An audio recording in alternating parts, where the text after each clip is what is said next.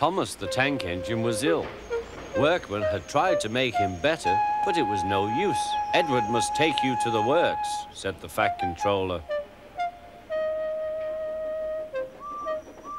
Thomas felt very miserable. Then the Fat Controller spoke to Duck. "I want you to help Percy and Toby while Thomas is away." Duck was delighted. He already knew Percy and soon made friends with Toby and Bertie. Terence the tractor gave him a big welcome too. "Take care of Thomas's coaches," he advised. "He's sure to miss them while he's away." Duck was very gentle with the coaches. Annie and Clarabel were impressed. Such nice manners, they told each other. It really is a pleasure to go out with him.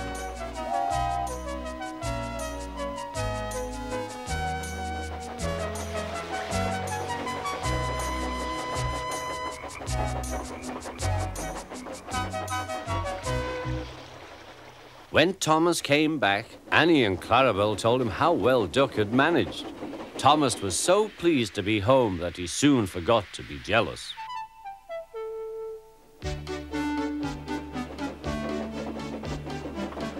The works had left Thomas's handbrake very stiff.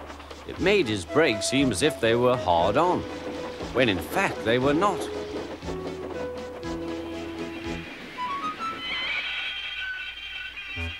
As a result, he and his coaches often overran the platform.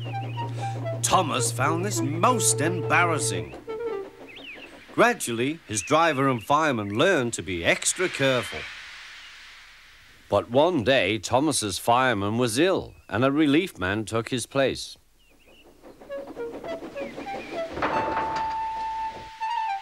The fireman had fastened the coupling and joined the driver and station master on the platform to wait for Henry's passengers. The fireman had forgotten all about Thomas's handbrake. Thomas simmered happily. Not long now, he thought, as he saw Henry slowly approaching. But Thomas's brakes were not hard on, and suddenly he felt his wheels begin to move. He tried to stop, but he couldn't without his driver and fireman. He tried to whistle a warning, but he couldn't do that either. The guard, driver, fireman, and passengers were all stranded on the platform. "Stop! Stop!" shrieked Annie and Clarabel. But Thomas, with plenty of steam, kept on going. The alarm went out down the line. "Stop the runaway!" There, ready for action, was Harold the helicopter. The inspector had made a plan, and together they took off into the sky.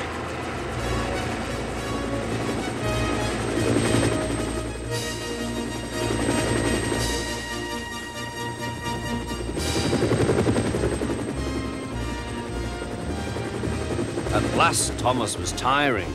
"I need to stop. I need to stop," he panted wearily. As they neared the next station, Thomas saw Harold land.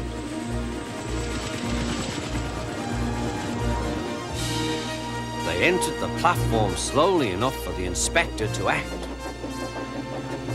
Judging his moment, the inspector scrambled into the cab and screwed the brake hard on.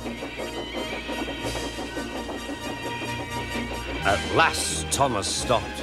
Both he and the inspector were very relieved. Then they thanked Harold. "Think nothing of it." "Well, Harold, glad to be of service any time." "Phew," remarked the inspector. "We must never let this happen again, Thomas." Wearily, Thomas agreed with him.